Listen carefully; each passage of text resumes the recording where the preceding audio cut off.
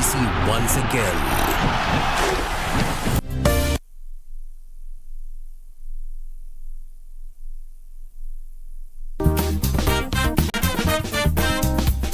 Breast cancer is not one disease, and I think it's very important for that to be understood so that even if you have 10 people with breast cancer, they would not have the same management. So general risk factors would include early menarche, if you start getting your menses early on, like when you're very young, and having late menopause. Why is this? It's because you have a longer period of exposure to estrogen. If you have your firstborn child later in, like above 30 as compared to someone who had a child maybe in their 20s, then your risk factor is higher because you had late first delivery. So many people doesn't know about cancer. So what I'm saying, the awareness should be done about cancer so that people should know this and this can happen. It's so expensive to manage cancer, and it's even more expensive to manage stage 4 cancer.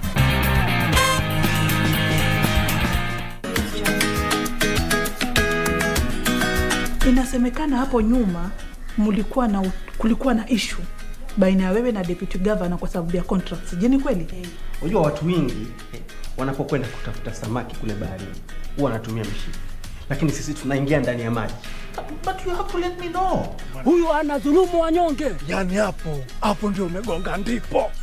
Hapo ndio umegonga ndipo. Mimi ninavyohisi huyu kijana alipatwa na wasiwasi na uoga akaamua kukimbia. Na mpaka sasa sijui yuko wapi. Hapa niko peke yangu kama ulimi. Kaka. Lakini yule mjomba amezuia sana. Kwa nini auze nyumba yangu bila ruhusa yangu kwanza? Alafu yapenda sana kumuona yule mama, sijui kwa sababu yuko peke yake ama ni vipi.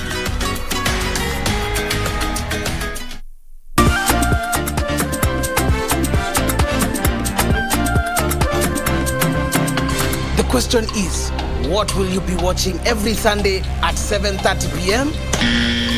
Informative and educative second chance game. Correct answer.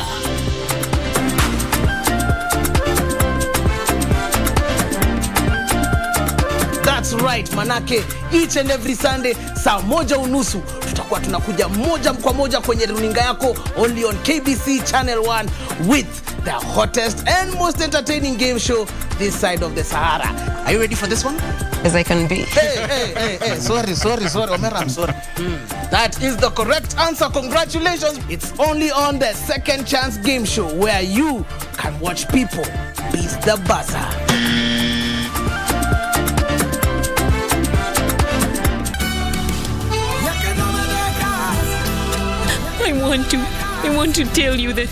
I want to tell you that I love you, my son. And I want you to know that you are the most important person in my life. I also feel responsible for her actions. I was blind as a father, and I never wanted to see what the reality was. The truth is that I wouldn't like to be in his shoes. You should have seen his face. He was just utterly shocked, and he felt awfully hurt. I'm here to thank you for what you just did. I know that this must be very difficult for you. Tobias, you are my flesh and blood. You are my grandson.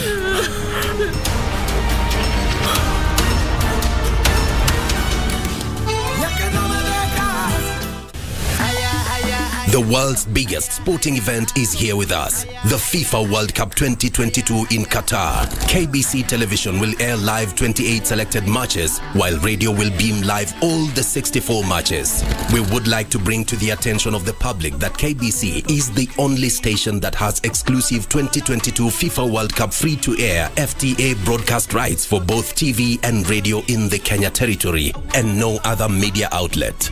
Therefore, catch all the FIFA World Cup action live and exclusive on KBC TV and radio. KBC is indeed your true sports partner. Gonna be sticking around every tomorrow.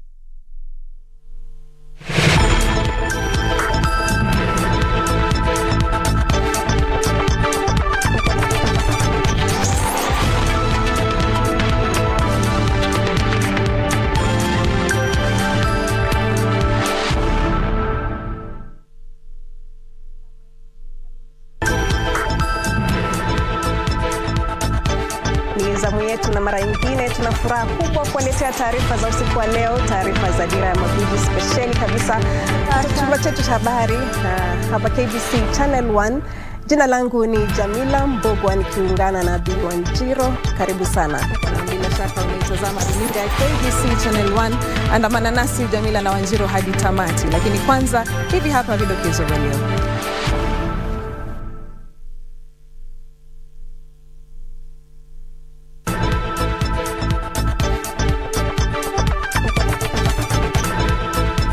Salim Mvurya aliyependekezwa kuwa waziri wa madini na uchumi wa bahari amesema sekta ya uvuvi ina uwezo wa kuchangia pakubwa ukuaji wa uchumi wa taifa hili. Kamati ya bunge kuhusu uteuzi imekamilisha shughuli ya juma moja ya kuwahoji watu 24 waliopendekezwa kuwa mawaziri hivi leo. Na idara ya uvuvi nchini imesema visa vya samaki kufariki vinavyoshuhudiwa katika ziwa Victoria huko Kisumu vinatokana na upungufu wa hewa ya oxygen kwenye maji.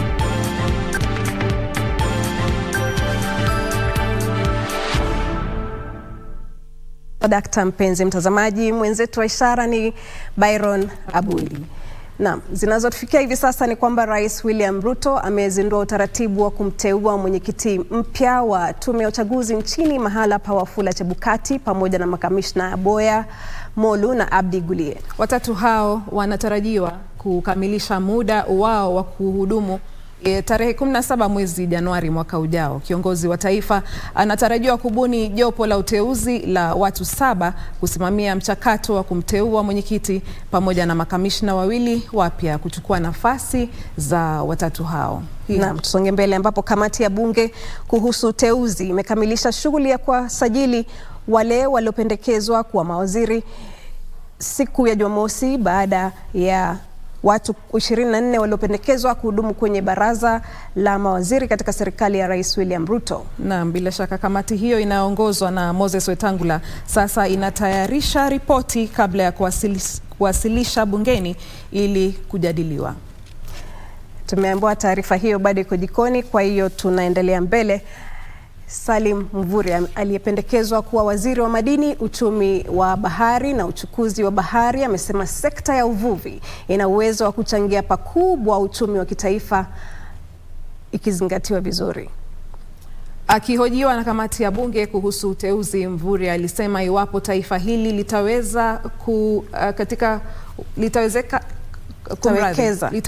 katika wavuvi na sekta nyingine za uvuvi, pato la sekta hiyo linaweza kuongezeka kutoka bilioni 27 hadi zaidi ya bilioni 350.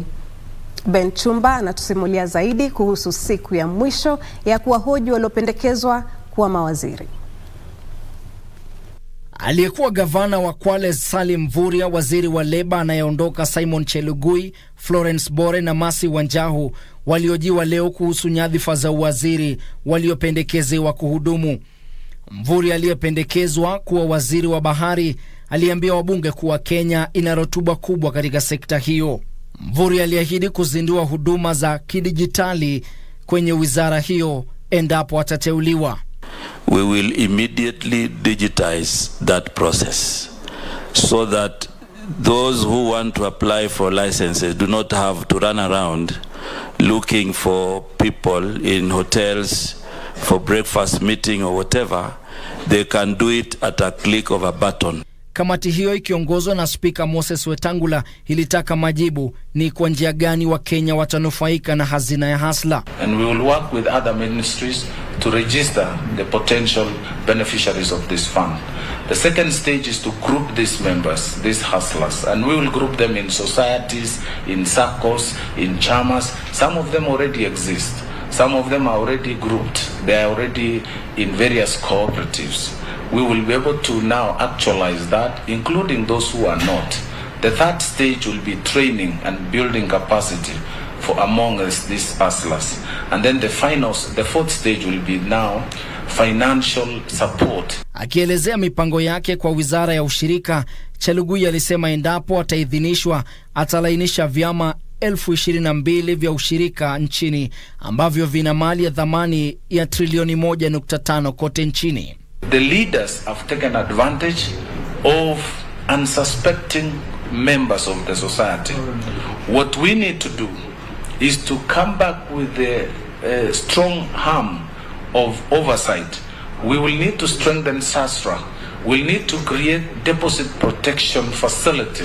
We need to create a common central liquidity facility for the SACCOs so that SACCOs can borrow from each other the way banks borrow from each other. Florence Bore aliyependekezwa kuwa waziri wa leba aliambia wabunge kuwa atatafuta mbinu ya kuwasiliana na sekta ya jua kali ili aweze kuchangia hazina ya NSSF. Masi Wanjiru aliyependekezwa kuwa katibu wa baraza la mawaziri alikuwa wa mwisho kuhojiwa na alijikuta pagumu alipotakiwa kuelezea utajiri wake. Why she is turning this place to an accounting firm? Masi, that's what I expect. You have 200 million in asset and cash. You have a mortgage of 50. So your net worth is 150. Shughuli hiyo ya kuwahoji waliopendekezwa kuwa mawaziri ilikamilika hii leo. Ben Chumba, Dira ya Magwiji. Wengineko, swala la maslahi na usalama wa wafanyikazi wa Kenya nchini Saudi Arabia lilikidhiri wakati wa siku ya mwisho ya kuwahoji waliopendekezwa kuwa mawaziri, wakati kamati ya bunge kuhusu uteuzi ilipomhoji waziri wa leba anayeondoka Simon Chelugui na aliyependekezwa kuwa waziri mpya wa leba Florence Bore. Wawili hao walizungumzia haja ya kuongeza maafisa wa leba kwenye ubalozi wa Kenya nchini Saudi Arabia ili kushughulikia maslahi ya Wakenya wanaofanya kazi katika taifa hilo la Kiarabu. Yeshuki Washira anaripoti kuwa mama mmoja wa umri wa miaka 72 anataka usaidizi wa kumrejesha nchini bintie anayeugua kutoka Saudi Arabia anayedaiwa kupewa sumu na mwajiri wake. Katika kijiji cha Bomorenda huko Kisii Kusini, Eunice Kerumbo mwenye umri wa miaka 72 anasubiri msaada wa serikali kumrejesha nyumbani bintie anayeugua kutoka Saudi Arabia ambapo anadaiwa alipewa sumu na mwajiri wake. Kulingana na mjane huyo, bintie mwenye umri wa miaka 24 Zipora Gesare alienda nchini Saudi Arabia mwaka mmoja uliopita na amekwama nchini humo akiwa na machungu ya tumbo baada ya kupewa sumu. Nilienda kunitafutia anijengee nyumba, lakini akifika Saudi Arabia alikuwa mgonjwa, sijui watu hao walimwekea sumu. Sasa yeye ni mgonjwa ajabu. Kemu Mashila aliyekuwa na Zipora kwenye kituo kimoja cha wafanyikazi waliodhulumiwa kabla ya kufaulu kurejea nchini anasimulia masaibu waliopitia nchini Saudi Arabia. Alipewa sumu na bosi wake mwezi wa 4, hajaipata matibabu hadi leo tu, amelala tu hapo deportation. Msichana yote mwenataka kwenda Saudi Arabia, usijaribu please, tafuta tu tunaweza fanya Kenya, tunaweza kusaidia. Saudi Arabia kuna mateso, kuna kupigwa, kuna kunyima chakula, salary unaweza fanya kazi usilipwe, alafu kuuliwa ni real. Huku Wakenya 62 wanaofanya kazi nchini Saudi Arabia wakifariki mwaka huu pekee, waziri wa leba anayeondoka Simon Chelugui alijipata pagumu alipotakiwa kuelezea mikakati iliyowekwa kuwalinda Wakenya nchini Saudi Arabia. It is not normal that 85 people can die. We have housekeepers in Nairobi and maids, but 85 of them have not died. So, what is the explanation? Because they owe this country an explanation. The way to go would be now enhancing our number of labor attaches. Specifically, the country we're talking about is 3 times or 4 times Kenya. And one labor attache is not enough. It's not able to deal with these issues. Florence Bore aliyependekezwa kuhudumu kama waziri wa leba pia alielezea hatua atakazochukua kuwalinda zaidi ya Wakenya 200,000 wanaofanya kazi nchini Saudi Arabia. My first action will be to look at, if I'm approved by this committee, is to be able to discuss with my counterpart in Saudi Arabia to be able to see what we can do to improve the conditions of these migrant workers. We'll be employing about 10 labor attaches that will be able to spread them across Saudi Arabia in various cities. Huku wizara ya leba ikiahidi kushauriana na serikali ya Saudi Arabia, familia kama ile ya Eunice Kerumbo inatumai wapendwa wao watarejea nyumbani wakiwa salama. Yesho Kiwashira, Dira ya Magwiji. Naam, masuala nyeti bila shaka, na tunatumaiya tu kwamba serikali itaingilia kati na kumaliza hayo yanayoendelea kule Saudia. Maana ni maajabu. 62 kuwagadunia zaidi si kawaida. Si kawaida. Ningependelea wasimamishe kabisa kwanza. Itakuwa bora wasimamishe, wachunguze, watafute suluhu za kudumu. Na mpenzi mtazamaji, ndio tunakamilisha awamu ya kwanza ya taarifa za usiku wa leo. Tumekuandalia mengi tu mbele, pamoja na baadaye taarifa za spoti. Usene mbali.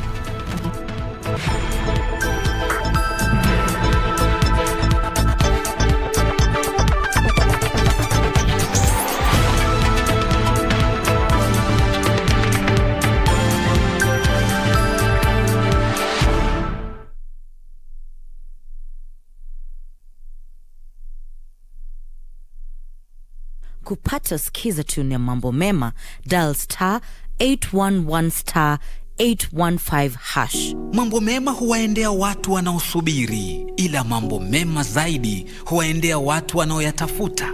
Kupata mambo mema ni kufanikiwa, na kufanikiwa ni kutabasamu, kutafakari na kuhesabu mema na baraka ulizozichukulia hatua, ukazitafuta na kuzipata.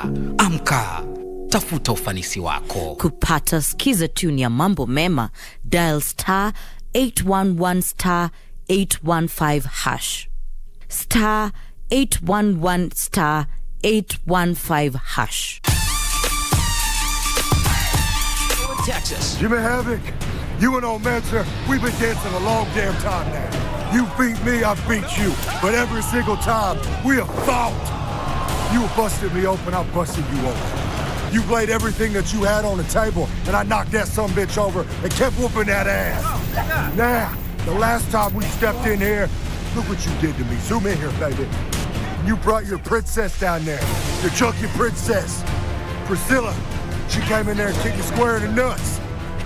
Then you got the 1, 2, 3. That means you hit the pay one. That means you get the double. That means more money in your pocket. That's fine, man.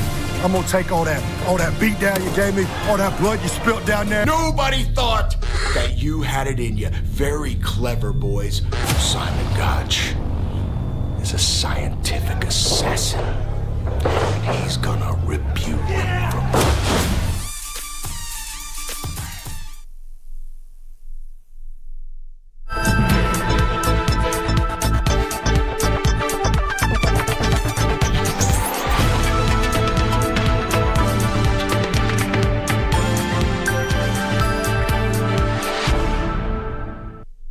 Karibu tena. Kumbuka kuendelea kuungana nasi katika mitandao yetu ya kijamii @KBC Channel 1, @Jamila Mbugua na pia vile @Wanjiru Mbugua. Kamati ya bunge kuhusu uteuzi imekamilisha shughuli ya kuwasaili wale waliopendekezwa kuwa mawaziri siku ya Jumamosi, baada ya kuwasaili watu 24 waliopendekezwa kuhudumu kwenye baraza la mawaziri katika serikali ya Rais William Ruto. Kamati hiyo inayoongozwa na Spika wa Bunge Moses Wetangula sasa inatayarisha ripoti kabla ya kuwasilisha bungeni ili kujadiliwa.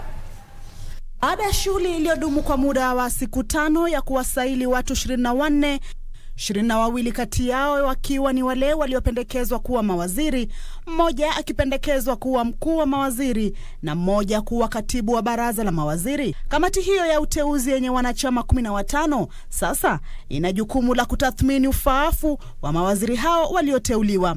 From here you are retreating to start preparing the report.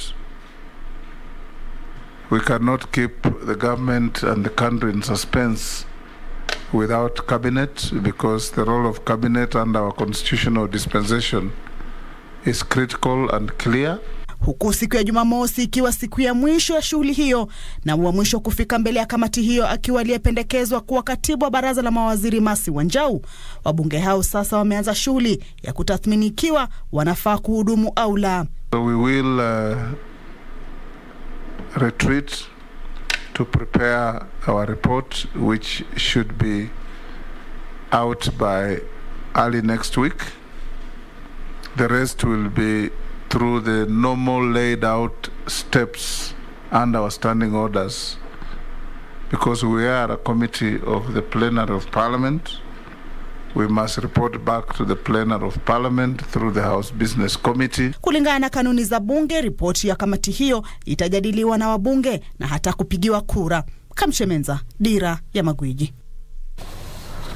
Naam, idara ya uvuvi nchini imesema visa vya samaki kufariki vinavyoshuhudiwa katika ziwa la Victoria huko Kisumu vinatokana na upungufu wa hewa ya oxygen kutokana na kuoza kwa mimea kwenye maji. Akiongea kuhusu madai ya samaki kuuawa maksudi kwa kupewa sumu katika sehemu hiyo, Samson Kidera wa idara ya uvuvi alisema kufariki kwa samaki hao pia kunatokana na mabadiliko ya hali ya hewa. Aliwahimiza wafugaji samaki kushirikiana na idara husika ili kuepusha hasara ya samaki wao kufariki. Wycliffe Okech anatusimulia zaidi.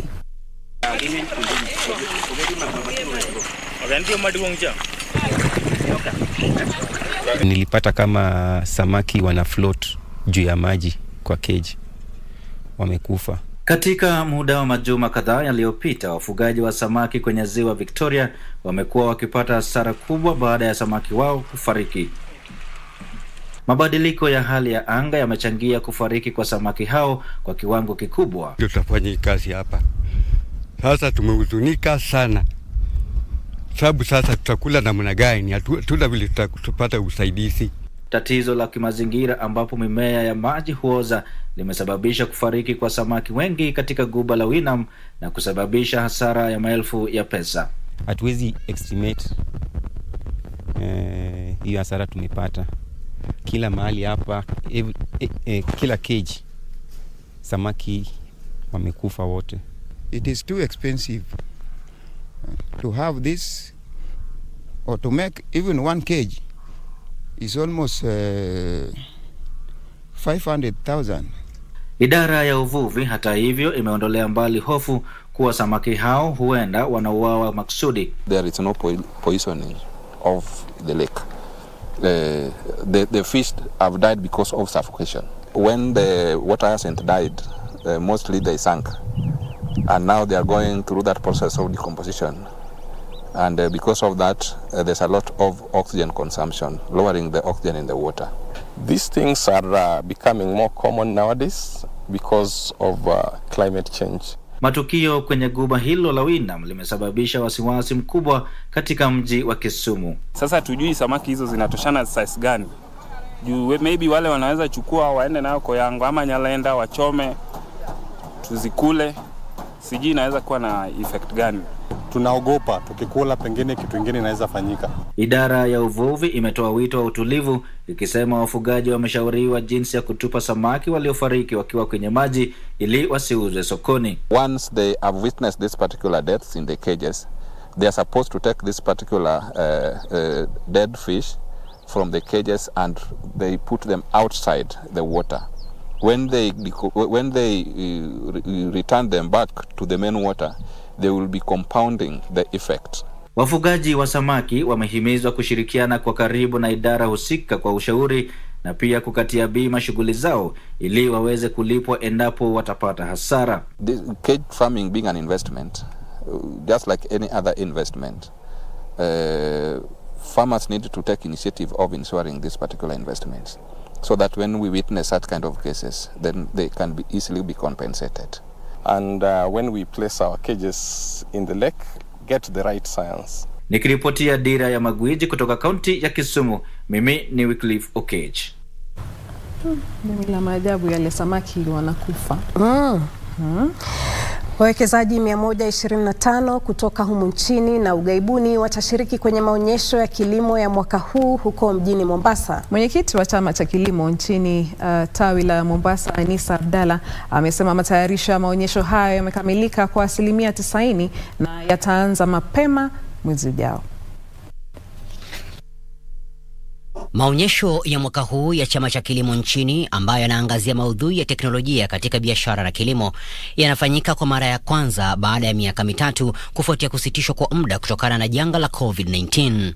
Mwenyekiti wa chama cha kilimo nchini tawi la Mombasa, Anis Abdalla, ametoa wito kwa Wakenya kujitokeza kwa wingi kujifunza teknolojia mpya. Vile rais wetu wa Kenya wa 5 Daktari William Samoei Ruto amehimiza na amesisitiza sana upande wa ukulima na ukulima pia wa maji, na vile tuko na matatizo ya maji especially upande wa Kinango na upande wa Ganze, tunasema kwamba tuungane mkono, tuangalie vile tutajitahidi ili tuweze kutapu maji kwa ukulima. Kati ya wanaoshiriki maonyesho hayo ni wale wanaotoka nchi za kigeni zikiwemo Malawi, Tanzania, Pakistan, Uchina na Japan.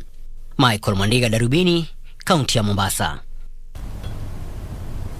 Kwingineko, serikali imesema imejitolea kukuza utayarishaji filamu nchini ili kuhakikisha taifa hili linachangia pakubwa katika masuala ya filamu.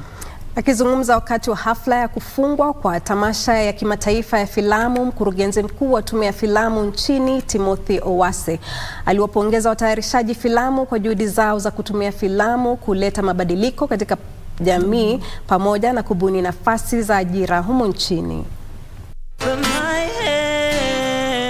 Tamasha hiyo ya kimataifa iliyodumu kwa muda wa siku 3 ilikamilika siku ya Ijumaa, ambapo watayarishaji filamu zilizochaguliwa kuwa bora zaidi walituzwa. The first award of the evening goes to a Kenyan, Kenneth Apopa. Kwenye tamasha ya mwaka huu, filamu 2071 kutoka mataifa 143 kote duniani ziliwasilishwa na ziliangazia ugonjwa wa COVID-19, mizozo pamoja na mabadiliko ya hali ya hewa.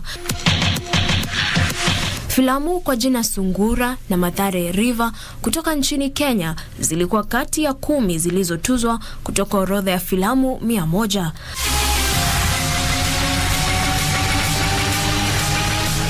Mama wa taifa Rachel Ruto alitoa wito kwa Wakenya kushirikiana katika kukabiliana na madhara yanayosababishwa na mabadiliko ya hali ya hewa. When we see people like Wangari Maathai, who really did a lot while she was here, I think these are people that we need to emulate. Now that God has given me the opportunity to be the First Lady of the Republic of Kenya, not just with the issues of women economic empowerment, but also putting in climate change, because we have to do something even concerning our planet. Washikadau katika sekta hiyo wamesema filamu ni chombo bora ya kuleta mabadiliko katika jamii, huku wakitoa wito kwa watayarishaji filamu kutumia filamu kuleta mabadiliko.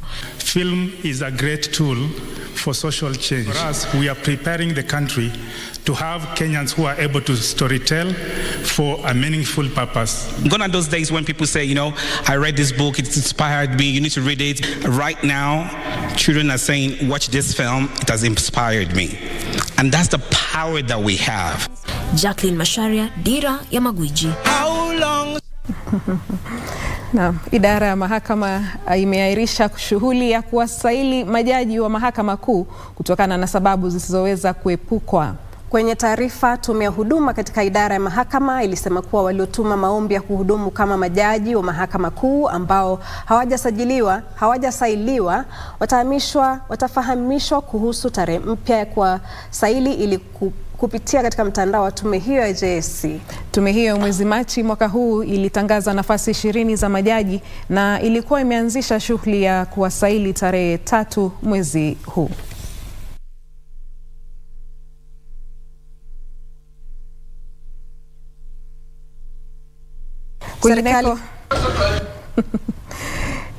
Kwingineko, serikali ya kaunti ya Migori kwa ushirikiano na kundi moja la madaktari kutoka Ujerumani itaanzisha kituo cha matibabu ya ugonjwa wa selemundu, yani sickle cell.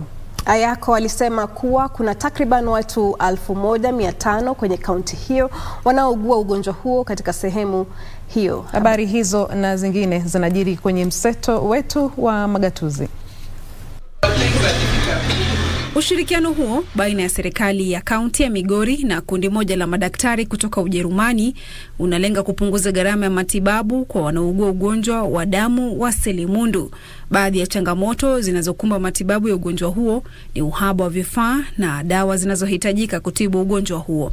We have so far counted 1,430 something number of people who have this ailment, and we have only 50 something who are being attended to. We have agreed to have a structured engagement that will unlock resources and that will have a structured way and purpose to unlocking treatment and solutions to our people. Kwengineko, chama cha ushirika cha wafugaji wa ng'ombe wa maziwa huko Limuru, kaunti ya Kiambu, kimepokea mtambo wa kutayarisha mtindi wa gharama ya shilingi milioni 10. Mwenyekiti wa chama hicho, Njuguna Ashege, ametoa wito kwa kaunti hiyo na serikali ya kitaifa kuendelea kuunga mkono chama hicho ili kukiweza kunawiri tena. Matarajio yetu yatakuwa mazuri kwa sababu we'll be able to do value addition and we will be able to pay our farmers at a relatively better rate. Tukisalia katika kaunti hiyo, wabunge wa sehemu hiyo wamemshukuru Rais William Ruto kwa kuahidi kukamilisha miradi yote katika sehemu hiyo wakati wa mkutano wao wa hivi majuzi.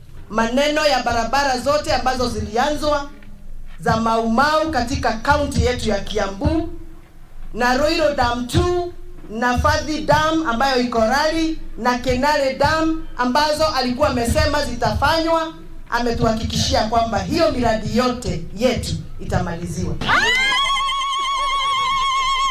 Tukiachana na siasa, Tesi Musalia, mkewe aliyependekezwa kuwa mkuu wa mawaziri Musalia Mudavadi, amewataka wanawake wenye umri wa zaidi ya miaka 16 kufanyiwa uchunguzi wa mara kwa mara wa ugonjwa wa saratani. Support them. Your support is vital. Without your support as a brother, as a father, as a husband, we cannot get through this. Yes. Many women cry and say they have been abandoned by the men in their home. Please, young men, old men, gentlemen, Mr. Kamau, don't abandon the women in their lives when they are down and out. Walk with them. Go for screening. Katika juhudi za kupunguza idadi ya vifo vya wanawake wajawazito pamoja na watoto wachanga katika kaunti ya Kilifi, zaidi ya wanawake 4,000 wajawazito wamenufaika na uchunguzi wa mapema bila malipo. Kwa tunaweza kufanya hizi huduma katika zahanati zaidi ya 60 katika Kilifi County. Ultrasound sana sana kina mama wengi wanazaa watoto na hawajui mtoto wako namna gani. Utapata siku ya uzazi ndio utajua mtoto wako na aidha ako na viungo vingine vimepotea, kwa mfano aidha alikuwa amelala vibaya, na huwa saa zingine kina mama wengine wanapoteza maisha kupitia kwa kuwa wamekuja na wajulikani mtoto amelala vipi ama mtoto wako vipi. Na halmashauri kuhusu upachikaji wa viungo nchini imezindua kampeni ya kutoa damu nchini kwa lengo la kukabiliana na upungufu wa damu katika hifadhi ya kitaifa ili kuokoa maisha. Last 2 years we've been achieving our targets up to 80% of the total blood need in the country. The blood collection need in the country right now stands at 500,000, and last financial year we managed to collect around 384,000 units of blood. Halmashauri hiyo aidha imesema kuwa serikali ya kaunti ya Mandera hivi karibuni itazindua kituo cha kuhifadhi damu ili kukabiliana na uhaba wa damu eneo la kaskazini mwa taifa. Zainab Said, Dira ya Magwiji.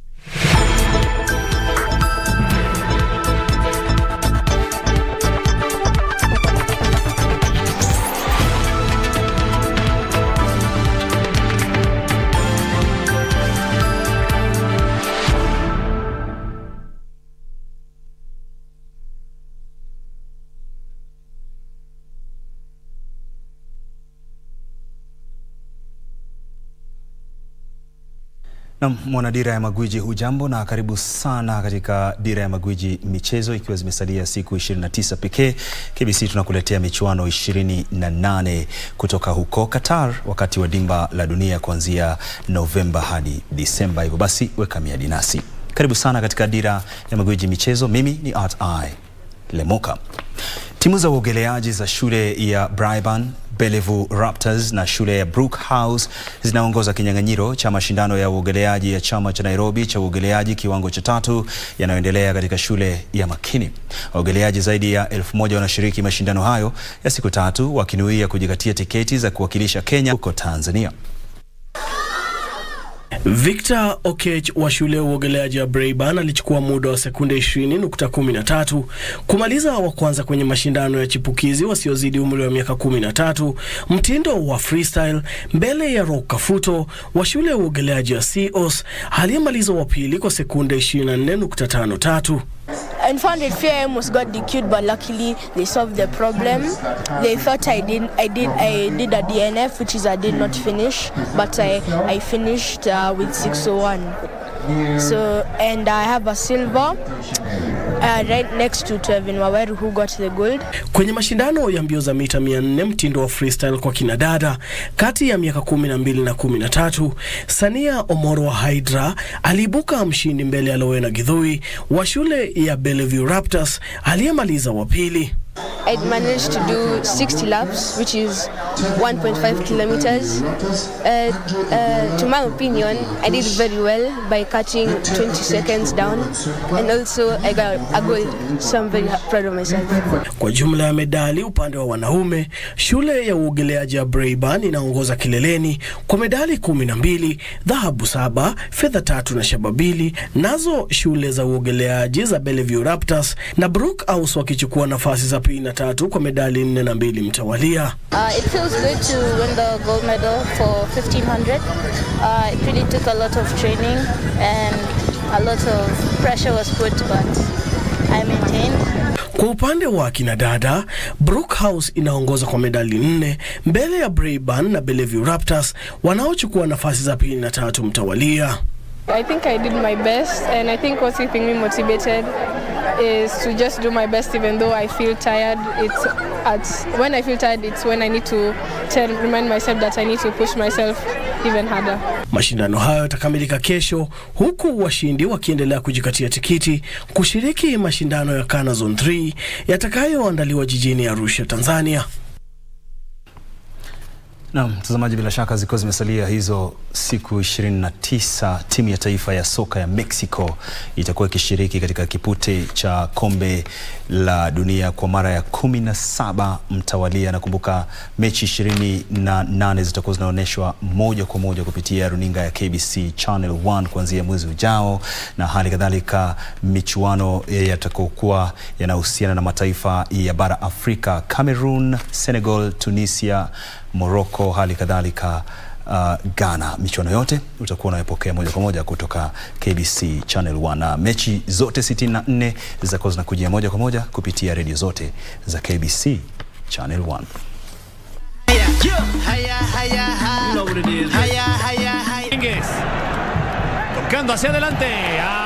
Kikosi hicho ambacho kimeorodheshwa kwenye nafasi ya 14 duniani kilifuzu kwa kipute cha kombe la dunia baada ya kuandikisha ushindi wa mabao 3-0 dhidi ya Honduras na ushindi